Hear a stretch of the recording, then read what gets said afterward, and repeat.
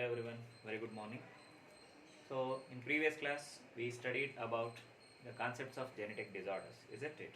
So that is about autosomal recessive gene disorders. So that is sickle cell anemia, thalassemia and phenylketonuria. Okay. So you know that sickle cell anemia, it's a recessive gene disorder. So where the body will produces abnormal shaped RBCs, that is sickle shaped or crescent shaped RBCs. So where one amino acid that is replaced, okay, that is glutamic acid is replaced by valine. Similarly, the second one, the thalassemia, so where the body will produces abnormal hemoglobin, so that is due to the presence of recessive gene. So in that there will be thalassemia major and thalassemia minor. And the next one is phenylketonuria. So this is a disorder, very rare autosomal recessive gene disorder. Due to the presence of recessive gene on the 11th chromosome, the body fails to produce an enzyme what is called as phenylalanine hydroxylase. Okay, so that is an enzyme that is mainly responsible for or involved in the production of melanin. So melanin is nothing but the pigment that gives or imparts color to the skin as well as for the hair. So isn't it? So and the major amino acid that is involved in the melanin production, so are in the pathway of formation of melanin, that is tyrosine. Okay, so where the phenylalanine hydroxylase enzyme that is responsible for the conversion of the amino acid tyrosine into melanin. So even tryptophan is also involved. I said tryptophan in the last video, isn't it? So that is also involved in the formation of melanin or in melanin pathway. So even tyrosine is also involved. So where phenylalanine hydroxylase enzyme that converts tyrosine into its product, that is finally into melanin. Okay, so if it is not produced, when phenylalanine, the derivatives, they will be accumulated in the blood. So like phenylactic acid and phenylpyruvic acid, they goes on storing in the blood. So where the body will produce excess of phenyl derivatives that will be eliminated in the urine. So where skin and the breath and even the urine that will be emits a mousy or a musty odor. Okay, so that is the symptoms of phenylketonuria. Okay, so lastly, in this video, I'm going to explain about the concepts of chromosomal aberration. Isn't it? I explained in the previous video. So either increase in the decrease in the number of chromosomes. Okay, so either monosomy or nullisomy. So that is or trisomy. That is what is called as aneuploidy. Either increase or addition or deletion of chromosome is what is called as aneuploidy. In that, in nullisomy, there will be a deletion of chromosome. So in monosomy, one chromosome lacks its homologue, whereas in trisomy, so addition of one extra chromosome to the existing normal diploid set. Okay. So in that, the first one in chromosomal aberration, the first one is Down's syndrome. Down's syndrome. Down syndrome. Okay. See, Down syndrome was first reported in 1866 by John Langdon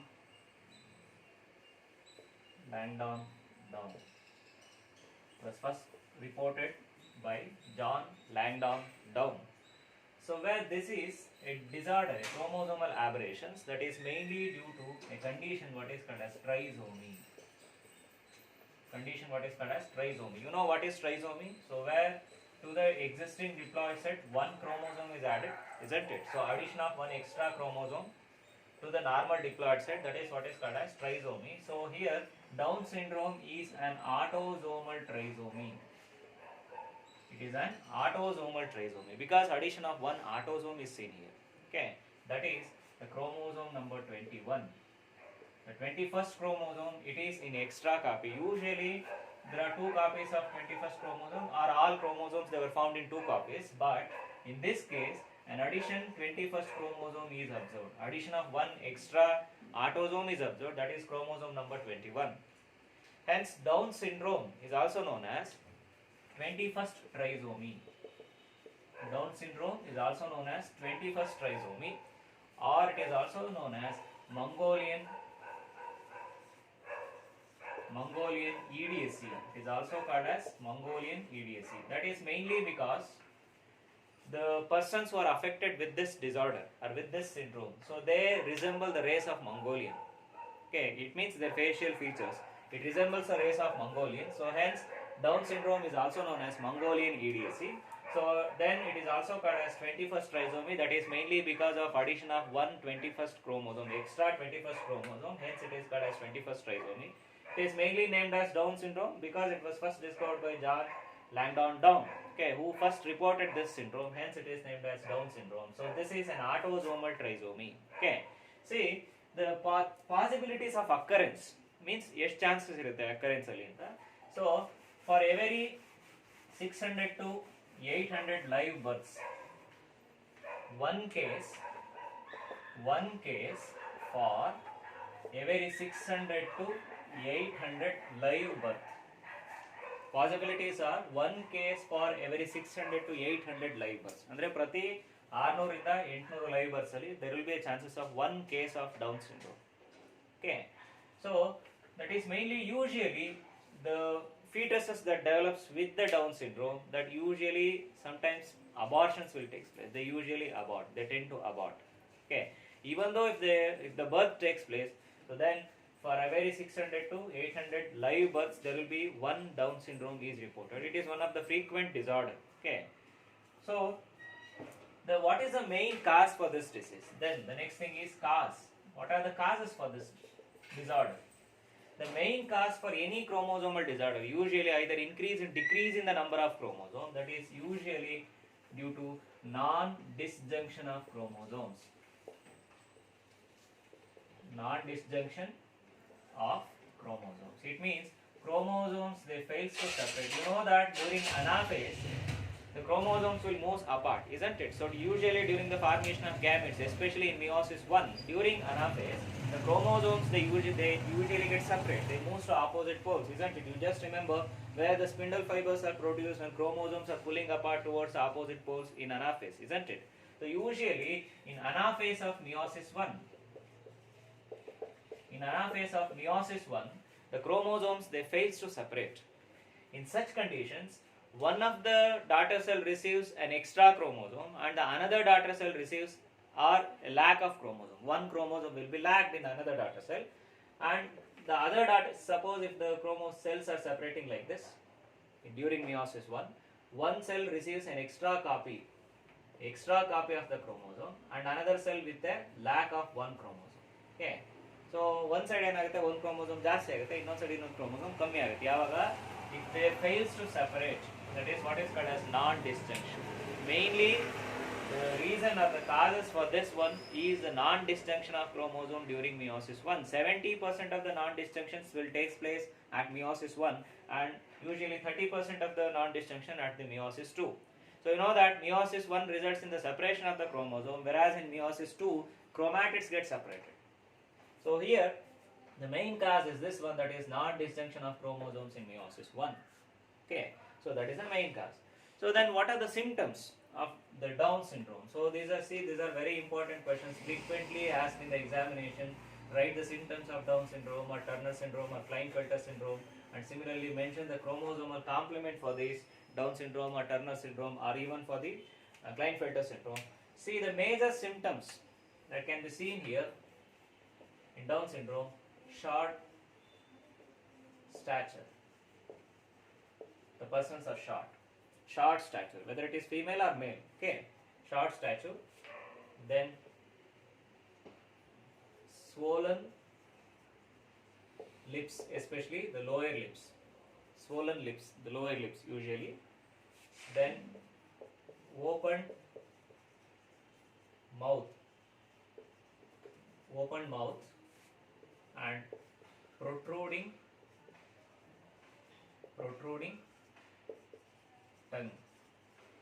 Open mouth with a protruding tongue. It means mouth will always open and the tongue will be protruding. Means ನಾಲ್ಗೆ ಏನಾಗಿರುತ್ತೆ, ಬಾಯಿಂದ ಆಚೆ ಇರುತ್ತೆ ಯಾವಾಗಲೂ.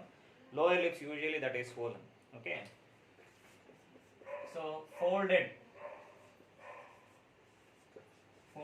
upper eyelids. Usually the upper eyelids are folded. That is what is called as epicanthus. ಅಂದ್ರೆ upper eyelid ಏನಾಗಿರುತ್ತೆ, fold ಆಗಿರುತ್ತೆ towards upside. Okay, upwards folding that can be observed. That is what is called as epicanthus. ಅದನ್ನ epicanthus ಅಂತ ಕರೀತೀವಿ. The symptoms: short stature means the persons will be shorter. Then swollen lips, usually the lower lips. Then open mouth and protruding tongue. The mouth will always open and the tongue will be protrude out. So then folded upper eyelids, that is what is called as epicanthus. So then mental defects or low mental abilities, or it can be said to be mentally retarded. Low mental abilities are mentally retarded. Mentally retarded.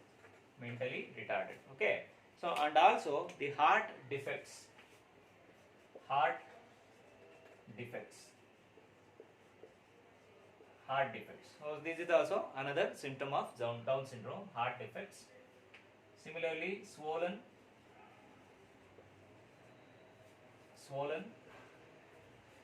fingers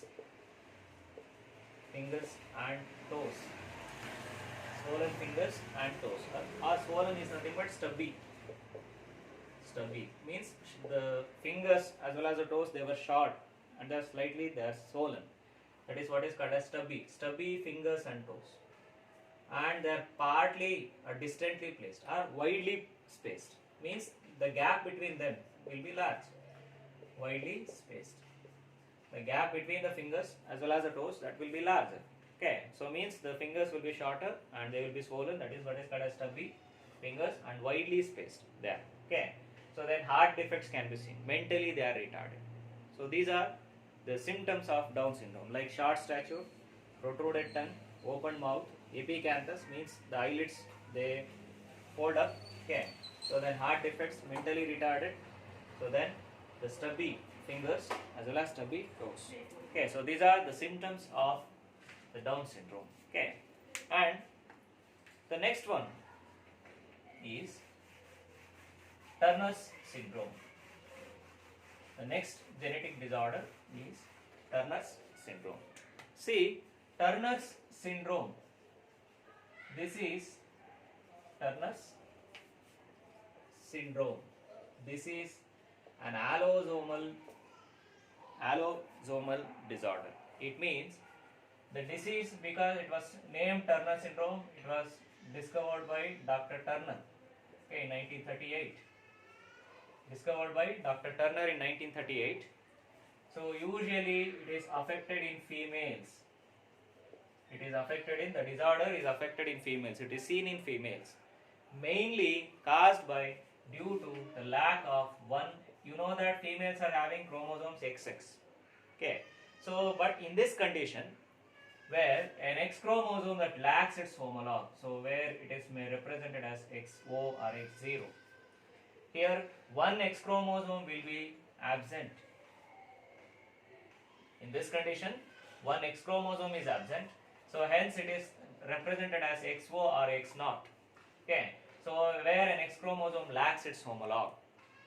So, females are characterized by decrease in the number of chromosomes, especially an X chromosome. So, then what will be, so in this condition, usually the normal of chromosome number will be 46, isn't it? But whereas in this condition, the chromosome number will be 45 because one X chromosome is lost here.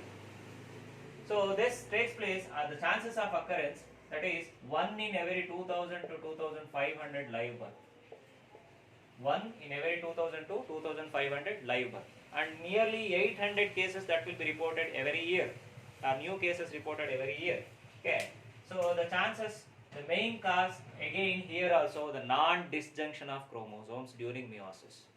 Okay, suppose if the chromosomes fails to separate during meiosis, especially in anaphase 1 of meiosis, if they fails to separate, either it may take place during oogenesis or it may take place during spermatogenesis. The chances are 50-50, whether it may take place in males or it may even take place in females also. So suppose if the non-disjunction takes place during spermatogenesis, what happens? X and Y chromosome, they fails to separate. They together enters into one of the sperm, but the other sperm will be lack with a sex chromosome. Suppose if it takes place with the oogenesis, where also X and X chromosome they fails to separate, and the another egg where it may be with the lack of sex chromosome or allosome. Okay, so in males as well as in females, suppose if females produces normal gametes, look here, you know that males are having XY chromosomes, whereas females with the XX chromosomes. So what happens here? If the chromosomes fails to separate, if X and Y chromosome, if they fails to separate, they together enters into one of the sperm. Whereas the other sperm that lacks the sex chromosome, So where there is no sex chromosome is here. In this condition, if they produce normal gamete, means they produce the gametes with the X chromosome. So pauses, the chances of fusion of gametes will be XXY, isn't it? Because sperm carrying XY chromosome, and whereas the normal egg, if they fuse with the normal egg, it will be XXY. Suppose if the sperm without an allosome fuse with the normal egg, then it will be X0, isn't it? Sperm without an allosome fuse with a normal egg. So here I have written non-disjunction in males, that is during spermatogenesis. If we written here, that is non-disjunction during oogenesis, that is during the formation of the egg. Okay. So if the normal egg fuses with the sperm with extra allosomes, that is X and Y, usually what happens in normal conditions, where males produces a sperms, 50% sperm carry X chromosome, remaining 50% carry Y chromosome, isn't it? But in this condition, they fails to separate. That is what is called as non-disjunction. So they move to the gamete as such. So thereby 50% of the sperm will carry the XY chromosome, together carry, then 50% without an allosome. Okay. Suppose if the normal egg fuses with that kind of sperm, so where the resulting zygote, that are the developing embryo, that shows a plurality of XXY, where one addition of chromosome is seen here. This is what is called as Klinefelter syndrome. Addition of X chromosome, extra X chromosome in male. This is usually, basically this is male, no, because it carrying XY chromosome. But as there is an addition of another extra chromosome, this is a disorder observed in males. That is called as Klinefelter syndrome. That is the next one. Okay. So when the normal egg fuses with the sperm without an allosome, it results in the formation of a zygote, that is XO. So this is what is known as Turner syndrome. Turner syndrome. So where the females lack an X chromosome. Here the X chromosome lacks its homologue. This is Turner syndrome with 45 chromosomes. With 45 chromosomes. Okay.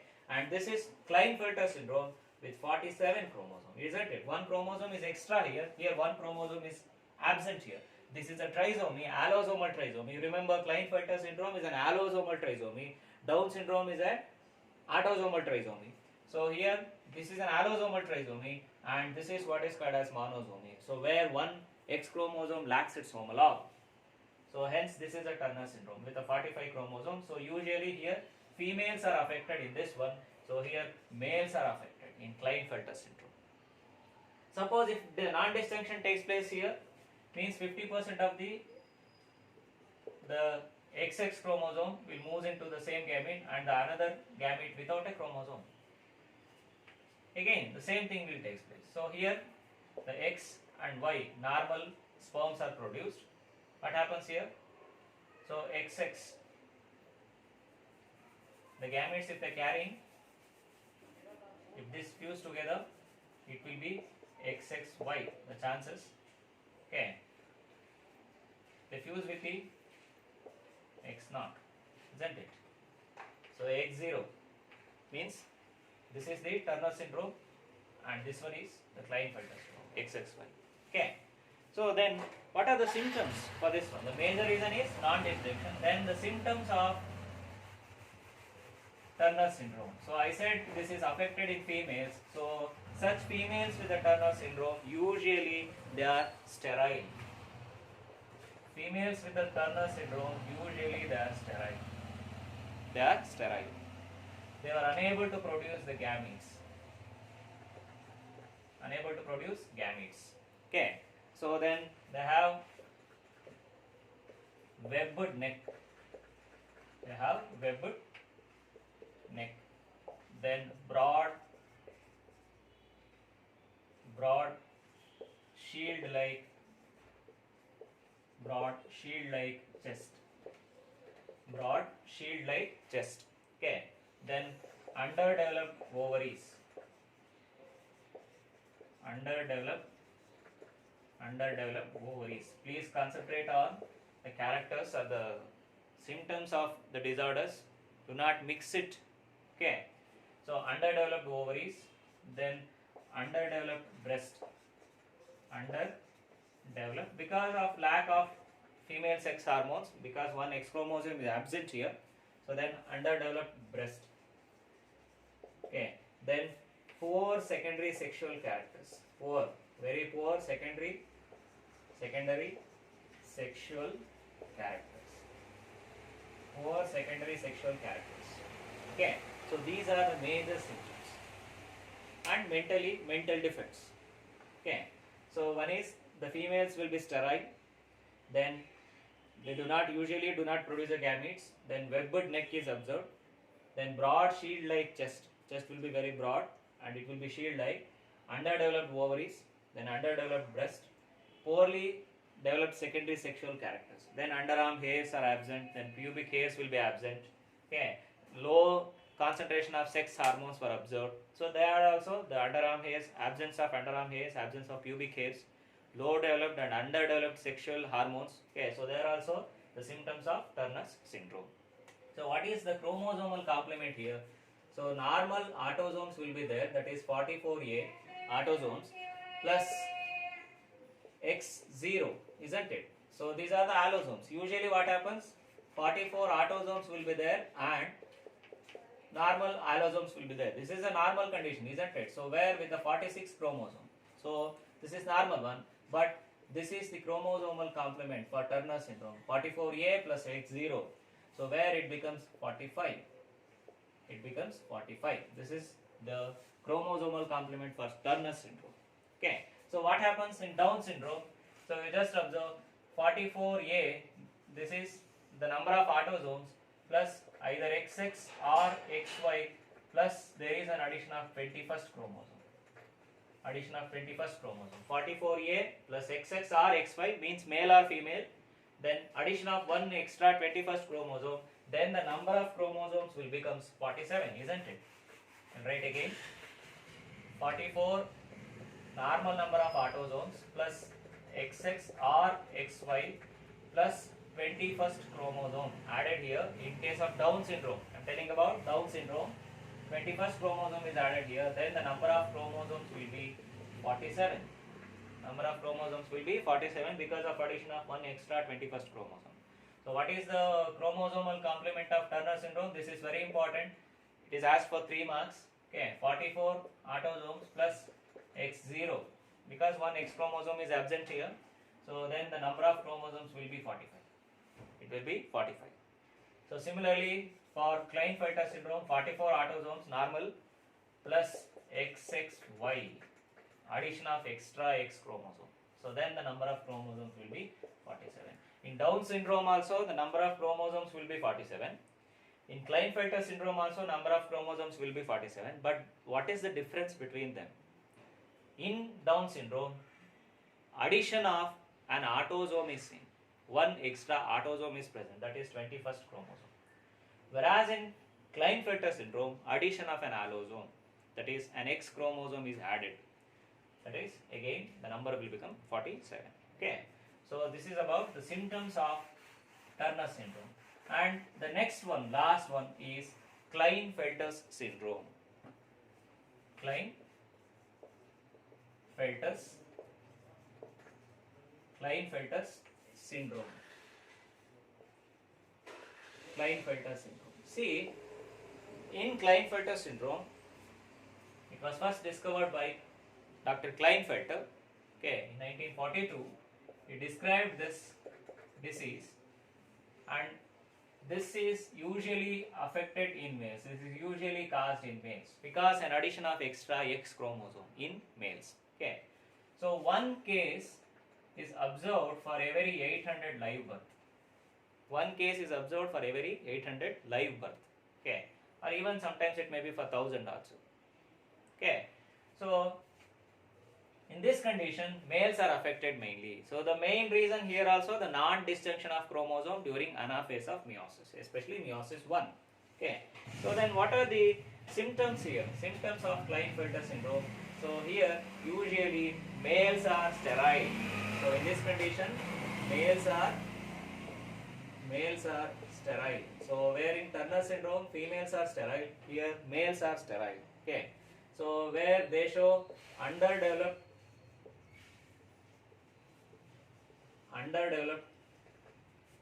secondary sexual characters. Underdeveloped secondary sexual characters means absence of hairs, that is absence of hairs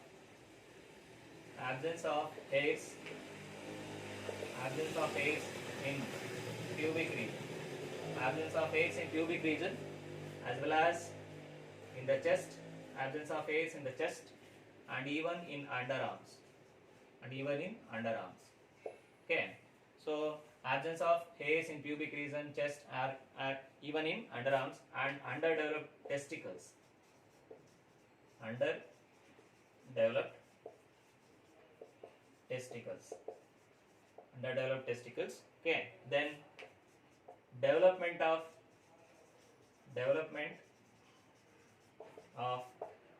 breast in males. So that condition, development of breast in males, that condition is what is called as gynecomastia. What is that? The development of breast in males, that condition is what is called as gynecomastia. Okay, so where there will be development of breast in males, that is mainly due to the addition of one extra X chromosome, isn't it? Female characters are more produced. Development of breast in males, gynecomastia. So then those persons are feminine, means they show more female characters. Those persons are feminine, more they resemble more female, means their talking style or walking like that. So they are more feminine, their appearance. Okay, they have testicles, but they are not properly developed, or it is poorly developed. The hormones like the testosterone, thereby more male characters will be absent. Facial hairs, underarm hairs, pubic hairs, okay, hairs in the chest region, usually that is absent. Okay, so male sex hormone will be less in such condition, that is low or decrease in the level of testosterone. They resemble more female. Basically they are males. Okay, they have gonad, they have testicle, they have penis, all those things. Basically they are males, but they resemble females more because of the presence of another extra X chromosome. So that is what is called as feminine. They resemble more feminine characters, they show. And there will be a development of breast-like structure. So that is what is called as gynecomastia. Okay, so these are the symptoms of Klinefelter syndrome. And usually they show long stature. Usually they are long stature with the long arms and limbs. With the long arms and limbs. Okay. So these are the symptoms of Klinefelter syndrome. So here also the main cause is non-disjunction of chromosomes during anaphasis, especially during meiosis 1. Okay. So this is about the chromosomal disorders or the genetic disorders. So we have studied both the monogenic disorders as well as the chromosomal aberrations. Okay, and the last concept is pedigree analysis.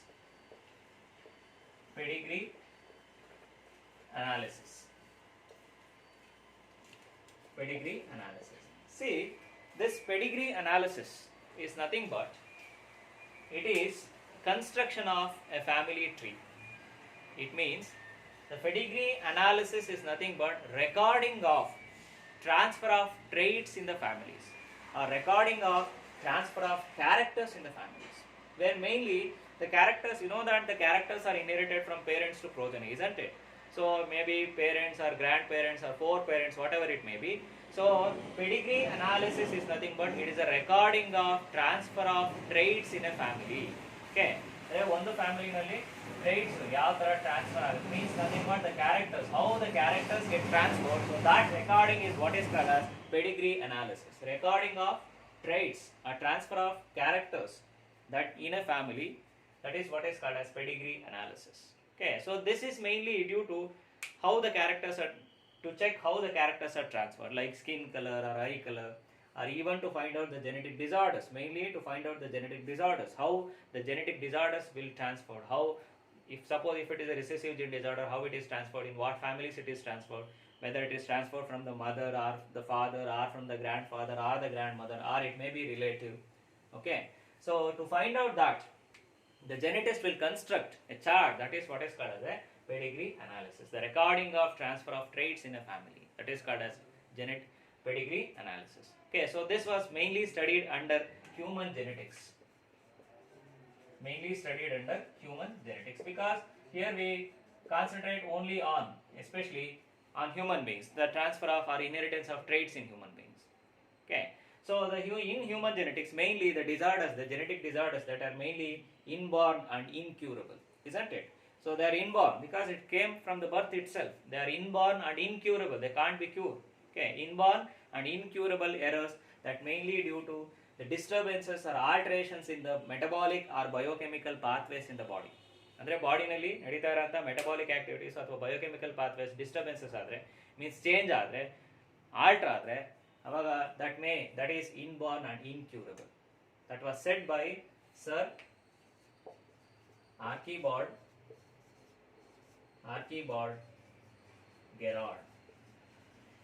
Sir Archibald Gerard. Okay, so who said that the inborn and incurable errors, that is mainly due to change in metabolic and biochemical pathways in the body. It means that is mainly the defects of the genes. So that was said by Sir Archibald Gerard. So where he is known as father of human genetics. Sir Archibald Gerard is known as father of human genetics. Okay. So I said, what is pedigree analysis? That is nothing but the recording of the transfer of traits in the families. Okay.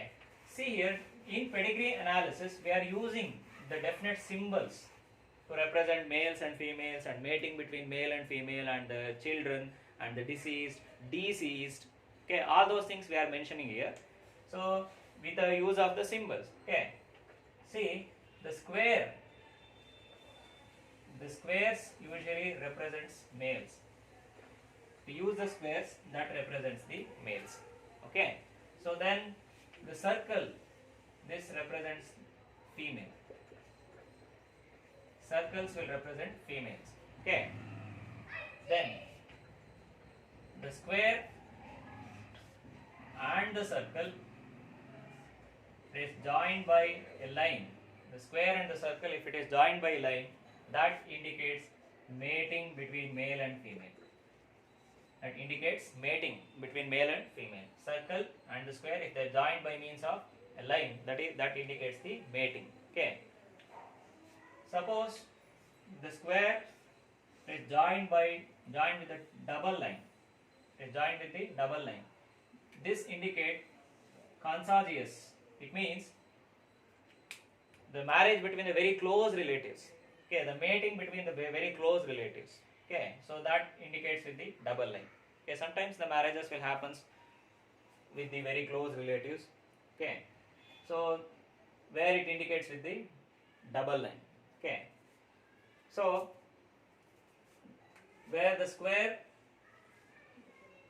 and the circle joined by means of a line, you know that indicates mating.